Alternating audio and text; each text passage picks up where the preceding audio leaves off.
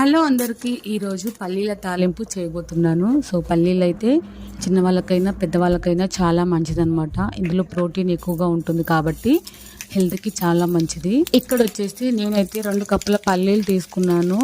పల్లీలు ఒక గిన్నెలో వేసి 2 కప్పుల వాటర్ యాడ్ చేసి పల్లీలు మంచిగా మెత్తగా అయ్యేంత వరకు ఉడికించుకోవాలి. ఉడికిన తర్వాత ఆ వాటర్ అంతా స్ట్రెయిన్ చేసి ఒక గిన్నెలోకి పల్లీలను వేసుకోవాలి. ఇప్పుడు పల్లీలను తాలింపు పెట్టడం కోసం ఆయిల్ వేసి జీలకర్ర ఆవాలు, పచ్చి శనగపప్పు, కరివేపాకు, ఎండుమిర్చి, ఎల్లిపాయలు ఇవన్నీ వేసి మంచిగా వేయించుకోవాలి. తాలింపు పెట్టిన తర్వాత ఏదైతే పల్లీలు ఉన్నాయో అందులో వేసి మంచిగా కలుపుకోవాలన్నమాట. సో అంతే అండి, చాలా సింపుల్, ఈజీగా చేసుకోవచ్చండి. పైగా ఇందులో ప్రోటీన్ ఉంటుంది కాబట్టి చిన్నపిల్లలకి చాలా మంచిది, పెద్దవాళ్ళకు కూడా చాలా మంచిది, ఎవరైనా తినొచ్చు. అయితే కొంతమంది అనుకుంటారు పల్లీలు తింటే లావు అయిపోతామేమో అని, అందుకని కొంతమంది తినరు అనమాట.